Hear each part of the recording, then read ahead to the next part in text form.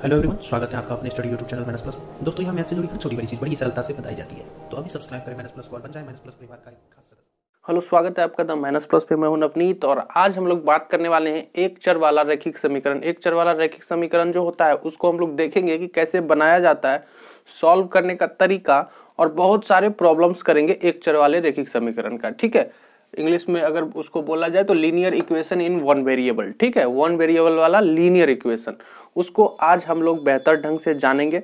कल हम लोगों ने समीकरण के बारे में देखा कि समीकरण कैसा होता है, कैसा दिखता है, क्या उसमें किया जाता है, कितने प्रकार का होता है। अगर वो वाली वीडियो आपने अभी तक नहीं देखा है तो डिस्क्रिप्शन में लिंक है, जा करके जरूर देखें, बहुत इंपॉर्टेंट वीडियो है। और इस वीडियो को लाइक भी करें, अपने दोस्तों में शेयर भी करें, जो कुछ भी आपके मन में आता है कॉमेंट भी करें।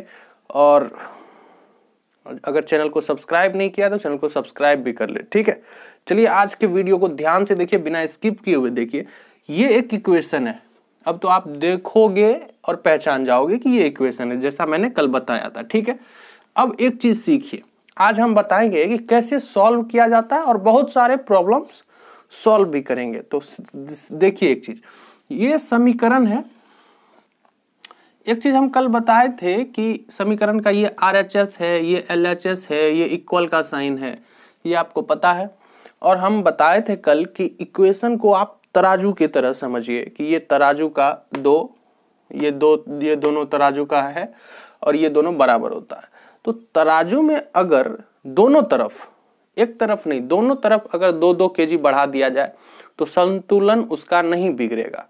1 किलो दोनों तरफ से बढ़ा दीजिए या घटा दीजिए या कुछ भी करिए, जो करना है दोनों तरफ करिए, तो उसमें फर्क नहीं पड़ता है। वही काम यहाँ पर करेंगे हम लोग। ये समीकरण है अभी, ठीक है। अगर इस समीकरण में इधर भी हम 2 जोड़ दें और इधर भी हम लोग 2 जोड़ दें तो कोई फर्क नहीं पड़ता है। समीकरण में आप दोनों तरफ अगर कोई भी संख्या जोड़ दो या कोई भी संख्या घटा दो। अब ये देखिए समीकरण है, मान लीजिए इसमें से 7 घटा दिए, इस तरफ भी -7 कर दिए। ठीक है, इस तरफ भी -7 कर दिए तो कोई फर्क नहीं पड़ेगा। या तो समान संख्या दोनों तरफ जोड़ दीजिए या समान संख्या दोनों तरफ घटा दीजिए या समान संख्या से दोनों तरफ, मान लीजिए गुना करना है दोनों तरफ। देखिए दोनों तरफ गुना करेंगे, इधर भी हम लोग गुना कर दिए 9 से और इधर भी अगर हम लोग गुना कर दिए 9 से, तब भी समीकरण में कोई फर्क नहीं पड़ेगा। समान संख्या जोड़िए, समान संख्या घटाइए, दोनों तरफ समान संख्या से गुना कर दीजिए दोनों तरफ, या समान संख्या से दोनों तरफ भागा कर दीजिए, समीकरण में कोई प्रभाव नहीं पड़ेगा। मान लीजिए इस तरफ हम भागा दे देते हैं 11 से और इस तरफ भी हम लोग भागा दे देते हैं 11 से, अब भी इस समीकरण में कोई फर्क नहीं पड़ेगा। पहले जो हमारा समीकरण था 3x + 7 = 25, इसमें x बराबर जो कुछ भी आएगा और इसको जो आप लोग सॉल्व करोगे, इसमें भी जो x बराबर आएगा दोनों का मान समान होगा। ये वाला समीकरण, ये जो बड़ा वाला बन गया है अभी, और ये जो पहले अपना था, ये दोनों एक ही समीकरण है। इसको भी सॉल्व करोगे तो x का वही मान आएगा जो यहां पर आएगा। तो समीकरण में दोनों तरफ RHS में और LHS में समान संख्या अगर आप जोड़ देते हो या घटा देते हो या गुना कर देते हो या भागा कर देते हो दोनों तरफ, लेकिन तो कोई फर्क नहीं पड़ता। इसी गुण का प्रयोग करके, ये जो गुण है, दोनों तरफ समान संख्या जोड़ सकते हैं, घटा सकते हैं, गुना कर सकते हैं और भागा कर सकते हैं, इसी गुण का प्रयोग करके समीकरण में x का मान निकाला जाता है। अब कैसे निकाला जाता है, चलिए वो हम आपको दिखाते हैं। बस पहले ये चीज आप ध्यान में रखिए कि दोनों तरफ समान चीज जोड़ सकते हैं, घटा सकते हैं, गुना कर सकते हैं और भागा कर सकते हैं।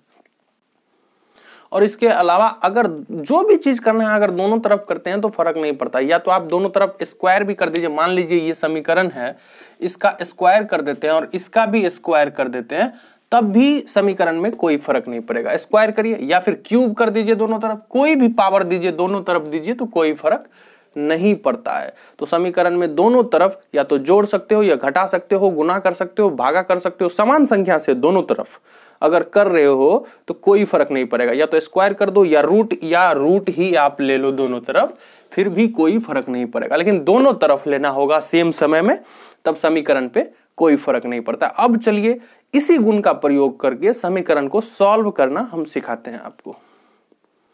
अब देखिए ये समीकरण है हमारे पास, इसको सॉल्व करेंगे। सॉल्व करने का मतलब होता है कि x का मान निकालना होता है। x बराबर जो कुछ भी आएगा वो हम लोगों को ज्ञात करना होता है। तो वो कैसे ज्ञात करेंगे वो आप देख लीजिए। इसमें x का मान निकालना है। अभी हम क्या बताएं आपको कि समान संख्या जोड़ा जा सकता है, घटाया जा सकता है, गुना किया जा सकता है, भागा किया जा सकता है, या स्क्वायर करिए, रूट करिए, क्यूब करिए, दोनों तरफ करिए, कोई फर्क नहीं पड़ता। उसी गुण का प्रयोग करके x का मान निकालेंगे। देखिए कैसे, ध्यान से देखिए। देखिए हमको x का मान निकालना है, ठीक है। x के अलावे क्या करते हैं, देखिए 3x, इसमें देखिए +7, इसमें अभी ज्यादा है तो +7 अगर इस तरफ से घटा देंगे, अगर देखिए अगर इसमें से -7 कर देते हैं, +7 है -7 कर देंगे तो 7 7 कट जाएगा, बच जाएगा 3x। तो वही करते हैं। देखिए जो x के अलावे जो सब चीज है इस तरफ LHS में, ये LHS है हमारा और ये RHS है हमारा। RHS 25 है, LHS है 3x + 7। तो LHS में x के अलावा जो सब चीज है उसको हटा देंगे, नियम से हटाएंगे। कैसे हटाएंगे, पहले देखिए +7 एक्स्ट्रा है तो उसको हटाते हैं कैसे, 3x + 7। अब देखिए -7 इधर भी कर देते हैं, 25 - 7 इधर भी कर देते हैं। समीकरण पे फर्क तो नहीं पड़ा क्योंकि दोनों तरफ समान संख्या घटा रहे हैं, तो समीकरण पे फर्क नहीं पड़ेगा। अब देखिए ये 7 कट के 0 हो गया। अब क्या बच गया यहाँ पे, 3x बराबर 25 में से 7 को घटा दीजिए तो 18 आ जाएगा, 18 हो गया। अब देखिए 3x का मतलब क्या होता है, 3 गुना x। 3x अगर लिखा हुआ है तो बीच में गुना का चिन्ह होता है, मतलब 3x बराबर होता है 3 गुना x, ठीक है। अब हमको x रखना है, केवल 3 को हटाना है। अब हम लोग को तो x का मान निकालना है, इसमें 3 जो है वो गुना में जो है वो एक्स्ट्रा है, उसको हटाना है। तो अगर इस तरफ हम 3 से भागा दे देते हैं तो ये 3 तो कट जाएगा, तो इस तरफ भी 3 से भागा देंगे तो इस तरफ भी देना होगा बैलेंस करने के लिए, क्योंकि जो करेंगे दोनों तरफ करेंगे, ठीक है। अब देखिए ये 3 कट गया, ये 3 कट गया। अब इस 3 से इस 18 में भागा देंगे तो 3 एक बारी में और 18 6 बारी में। तो अब देखिए x बराबर कितना आ गया, 6। हमको x का ही मान निकालना था और ये हमारा आंसर हो गया। x बराबर 6 हमारा आंसर हो गया। x ही तो निकालना होता है, x y z जो भी रहे, जो भी अननोन दिया रहे यहाँ पर वही निकालना होता है, और हम लोगों ने निकाल लिया। कौन सा नियम हम लोग यूज किए कि दोनों तरफ जो करेंगे दोनों तरफ करेंगे, उस चीज का प्रयोग करके हम लोगों ने ये ज्ञात कर लिया। अब चलिए बनाते जो है हम लोग, तो हर बार ये नहीं करते कि इधर भी -7 इधर भी -7। उसके लिए एक ट्रिक यूज किया जाता है यही चीज, करेंगे यही लेकिन इनडायरेक्टली करेंगे, वो थोड़ा आसान लग सकता है आपको क्योंकि सब लोग वही यूज करता है। देखिए ये तो ओरिजिनल यही है, ओरिजिनल यही है, इससे आप सब चीज कैलकुलेट कर सकते हो और करोगे भी इसी का प्रयोग करके, लेकिन वो इससे थोड़ा सा हटके है, चीज यही है थोड़ा सा हटके है। चलिए वो हम आपको दिखाते हैं।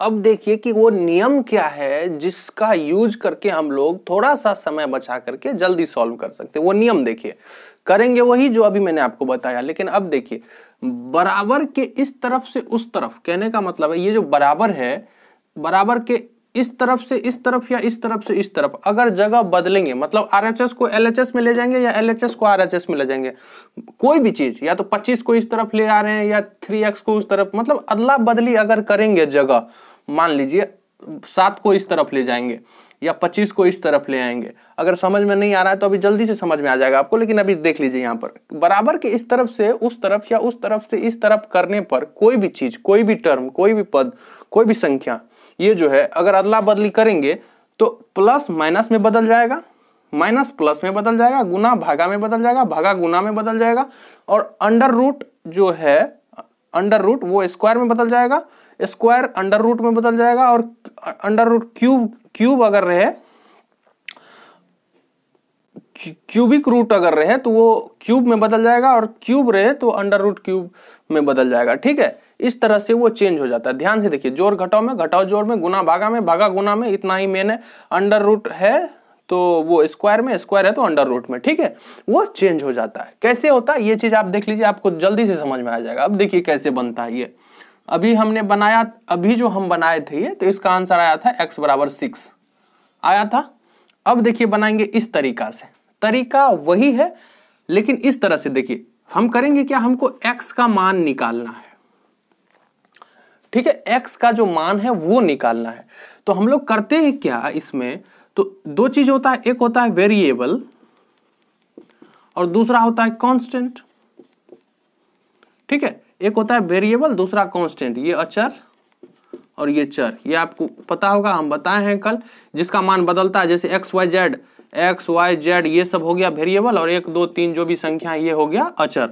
तो अब देखिए हम करते क्या है, बराबर के एक तरफ चर रखने का प्रयास करते हैं और दूसरे तरफ अचर रखने का प्रयास करते हैं। ठीक है, एक तरफ हम लोग वेरिएबल रखते हैं और एक तरफ कांस्टेंट रखते हैं। तो देखिए ये जो 3x है इसको या तो इस तरफ रखिए या इस तरफ रखिए बराबर के, तो हम लोग इस तरफ रख के जो वेरिएबल है उसको इस तरफ रखने का प्रयास करेंगे और कांस्टेंट को इस तरफ ले जाएंगे। कैसे, वो देखिए, ध्यान से देखिए। अब देखिए ये 3x बराबर 25 लिखिए, प्लस 7 जो है इसको हम नहीं लिखें क्योंकि बराबर के इस तरफ ले जाएंगे इसको। तो देखिए प्लस 7 है तो प्लस चेंज हो जाता है माइनस में। अगर बराबर के इस तरफ से उस तरफ या उस तरफ से इस तरफ अगर जगह बदले, या तो उधर जाए या उधर से इधर आए, तो चिन्ह आपस में बदल जाता है, प्लस माइनस में, माइनस प्लस में, गुना भागा में, भागा गुना में, इस तरह से। तो ये प्लस 7 यहां जाके माइनस 7 हो जाएगा। ठीक है, प्लस 7 यहां जाके माइनस 7 हो जाएगा, और अगर 25 में से 7 को हम लोग माइनस कर देते हैं तो 18 बच जाता है। तो अब हमारे पास क्या है, 3x बराबर 18, ये है 3x बराबर 18 है हमारे पास। 3x के बीच में ये गुना का चिन्ह है। ठीक है, 3x के बीच में गुना का चिन्ह। अब देखिए x वेरिएबल है और 3 कांस्टेंट है हमारा, इस तरफ केवल x का रखते जाएंगे क्योंकि अंतिम में हमको x का मान निकालना है। ये जो 3 है इसको इस तरफ लेके जाएंगे, तो 3 जो गुना में है, x लिखिए, यहां पर 18 लिखिए। अब इस 3 को इस तरफ लिखेंगे तो गुना अगर उस तरफ जाता है तो भागा बन जाता है, तो दे दीजिए भागा 3। तो x बराबर 18 में अगर 3 से भागा देंगे तो 6, x का मान कितना आ गया, 6 आ गया। ये हमारा आंसर हो गया। पहले भी बनाए थे 6 आया था, अब भी बनाए तो 6 आया है। तो इस तरह से हम लोग सॉल्व करेंगे। अभी समझने का प्रयास करिए, वीडियो थोड़ा सा भी बड़ा हो गया आप लोग तो समझ में नहीं आएगा फिर ये चीज। अब चलिए हम लोग क्या करते हैं, इसी मेथड का प्रयोग करके, वो भी यही है, ये भी वही तरीका है, दोनों सेम तरीका है। अगर थोड़ा सा आप बना लोगे ना 10 15 20 सवाल, फिर आपको समझ में आ जाएगा कि ये और वो दोनों एक ही चीज है।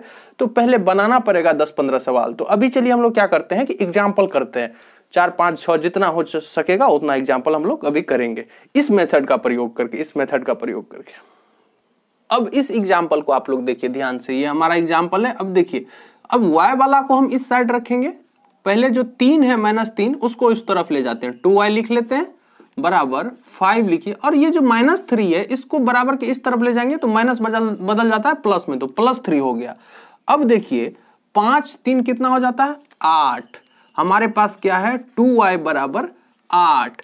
अब ये 2 और y आपस में गुना में है, 2 और y जो है आपस में गुना में है, हम लोग को y का मान निकालना है और 8 लिख दीजिए। ये जो 2 गुना में है इस तरफ जाएगा तो 2 भागा में हो जाएगा, और 8 में 2 से भागा दीजिए तो कितना जाता है, 4, यानी कि y बराबर हो गया 4। ये हो गया हमारा आंसर। ध्यान से समझते जाइए, वीडियो को देखते जाइए। और समीकरण में होता क्या है कि आप जितना ज्यादा से ज्यादा प्रॉब्लम करोगे उतना ज्यादा ये आपको समझ में आने वाला है। ठीक है, तो अभी और देखिए, और प्रॉब्लम करेंगे हम लोग। अभी छोटे छोटे कर रहे हैं, इसके बाद बड़ा प्रॉब्लम भी करेंगे। अब ये देखिए हमारा दूसरा एग्जाम्पल है, इसको कैसे सॉल्व करते हैं। देखिए हमको इसमें y का मान निकालना है। ठीक है, y का मान निकालेंगे तो y को इस तरफ रखेंगे और कांस्टेंट को इस तरफ लेते जाएंगे, बराबर का चिन्ह दे दीजिए। अब देखिए पहले ये अलग है y से, तो इसको पहले हटाते हैं, 6y को रखते हैं 6, और ये जो भागा 3 है ये यहाँ पे जाके गुना 3 हो जाएगा। देखिए भागा गुना में बदल जाता है, बदलता है कि नहीं बदलता है, तो भागा बदल जाता है गुना में। अब देखिए 6y बराबर 6 गुना 3 बराबर 18। अब ये 6 और y जो है ये आपस में गुना में है, तो y रखेंगे यहाँ, 18 यहाँ लिख देंगे। ये जो 6 गुना में है ये यहाँ भागा में आ जाएगा, तो 18 में अगर 6 से भागा देते हैं तो 3, y बराबर 3 हमारा आंसर आ गया। तो देखते जाइए कैसे कैसे सॉल्व करते हैं। ये जो बेसिक है इसी से आपको समझ में आने वाला है, समझिए, समझने की कोशिश करिए। ठीक है, अब चलिए अगला एग्जाम्पल लेते हैं। अब ये मेरा तीसरा एग्जाम्पल है, इसको ध्यान से समझिए। देखिए ये स्क्वायर रूट है, स्क्वायर रूट का मतलब आप समझते हो। ये देखिए रूट जो होता है यहाँ पर या तो 2 होता है या 3 या फिर 4 या फिर 5, इस तरह से होता है। तो अगर 2 रहे तो उसको स्क्वायर रूट बोला जाता है। ठीक है, और 3 रहे तो उसको क्यूब रूट बोला जाता है। ठीक है, उसके बाद अगर 4 रहे तो 4th रूट बोला जाता है, ठीक है। 5 रहे तो 5th रूट बोल दीजिए, ठीक है।